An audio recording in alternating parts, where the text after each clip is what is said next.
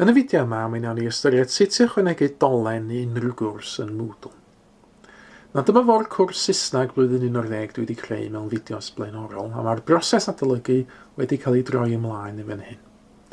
Nawr i greu dolen i wefan ddydyn ni, be dwi angen gwneud ydy clicio ar y botwm Add an Activity o'r ISOs, a clicio hwnna yn fan hyn, a scrollio lawr, yr opsiwn da chi isio ydy'r un reit ar y gwylod ar enw URL.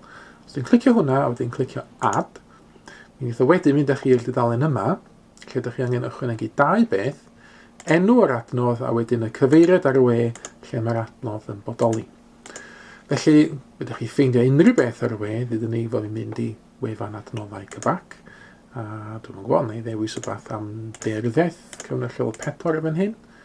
Mae'n un llifogydd yn y Ffrinconwy fan hyn.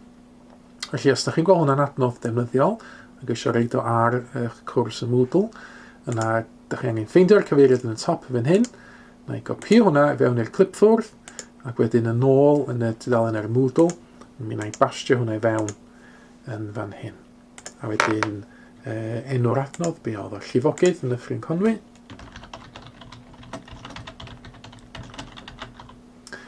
Os yw'n mynd lawr i wylod y tudalen wedyn, save and return to course, mae gen i wedyn dolen at yr tudalen yn ar y we ar y cwrs yn Moodle.